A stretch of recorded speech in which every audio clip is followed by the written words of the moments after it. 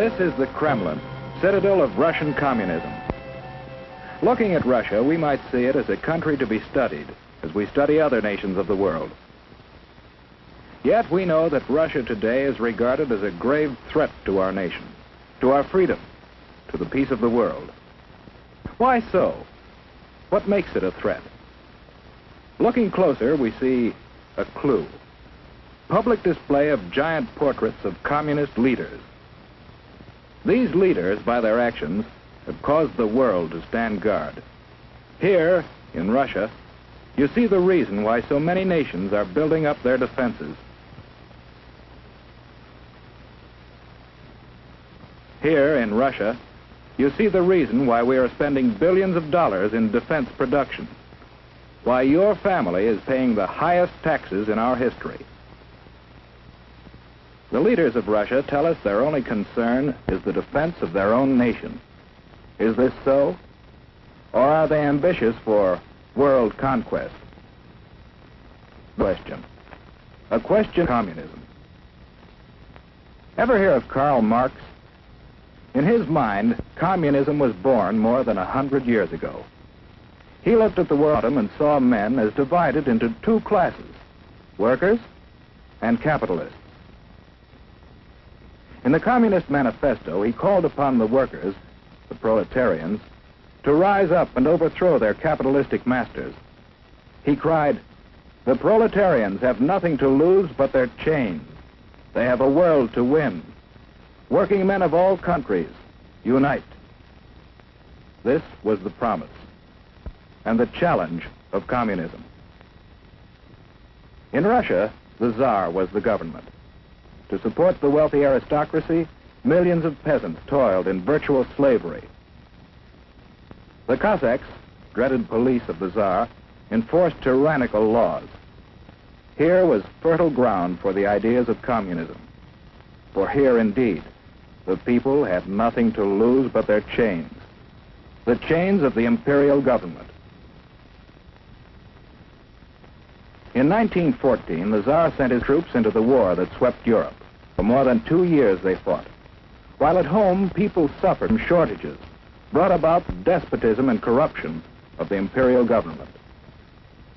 The people grew rebellious. Only a strong army could sustain the Tsar in power.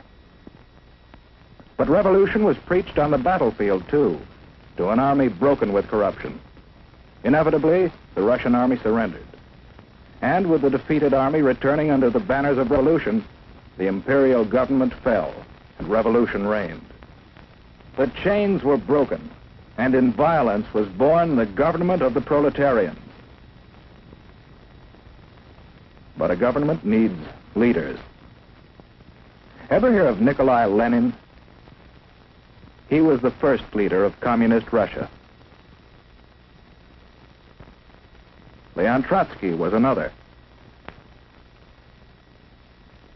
Lenin lived but a few years, and out of the vicious struggle for power that followed his death, Joseph Stalin emerged as undisputed leader.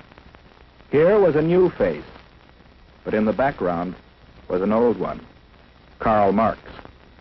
He established the ultimate aim of communism as world revolution. And the rulers of communist Russia, while firmly establishing their authority at home, created an international organization to stir up revolution throughout the world. Communism was on the march. Stalin was in the Kremlin. But what of the people? The proletarians who had fought to win a new world. Their new world might look promising, but although the land had been taken away from the capitalists, the workers didn't get it. Under communism, virtually everything belongs to the state.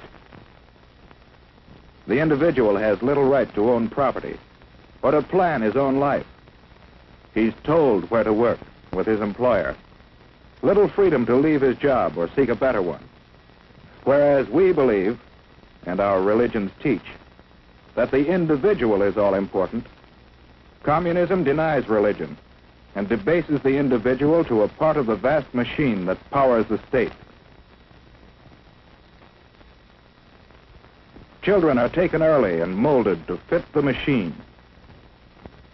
Here is no search for truth, The government writes the textbooks, and the children are taught to accept communism and their fate without question. The Kremlin runs all elections, and the outcome is always the same.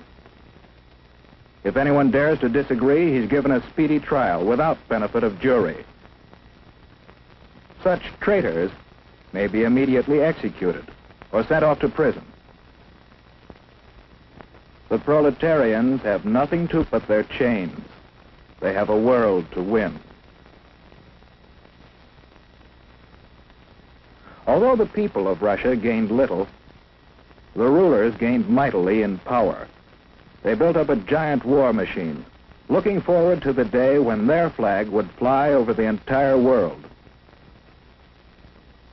Then came the rise of Nazi Germany, another power bent on world conquest.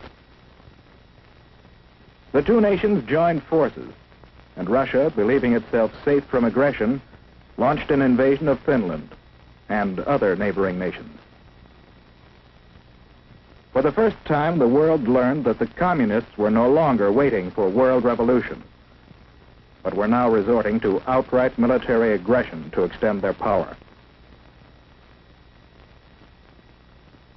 After the Nazis turned on their former allies, we supplied Russia with immense quantities of military equipment to wage war against our common foe. And how did Russia come out of the war? In 1917, at the time of the revolution, Russia was already a land of vast area. Soon after the end of World War II, Russia had occupied many new territories, bringing additional millions of people under communist control, and serving notice that Soviet Russia was now a world power to be reckoned with. United with Russia in war, we strove to preserve that unity in peace. We helped organize the United Nations, in which the nations of the world have mutually pledged to cooperate in fostering world peace and progress. Andrei Gromyko signed for Russia. But in the first post-war Italian elections, the communists created disorder in an attempt to gain control of the government. Once more, the world was reminded that basic in the idea of communism is the plan of world revolution, and that Russian communism has stepped beyond that plan to achieve world domination through aggression. In Indochina and Malaya, communist aggression has incited rebellion against established government. In France, communist aggression has fomented strikes against essential industries in attempts to discredit the free government. In Iran, the communists have incited rioting and have preached hatred and distrust of the Western nations. In Eastern Germany, they have openly opposed the West. In China, the communists have established their own puppet government. In Korea, communist aggression has come into actual combat with forces of the United Nations.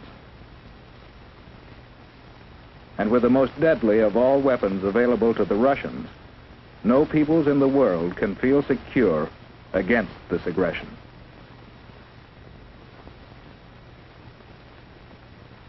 How are we meeting this challenge? Yes, one way is by helping the free world fight starvation and poverty and suffering, conditions that pave the way for communist infiltration. We are also supplying equipment for the free nations to develop their own resources and raise their living standards. Another way we are meeting the challenge is by military alliance with some of the other free nations for mutual aid in opposing direct communist aggression. And we are building up our own military defense. But do these preparations mean that we have abandoned hope for peace? No. In the United Nations, we are continually seeking a workable plan for living in peace with communist Russia. We want peace, but we do not want this. We believe in freedom. Freedom, born of the conviction that every person is a child of God and is therefore of supreme worth. For these people, for ourselves, for everyone. We want freedom, not tyranny.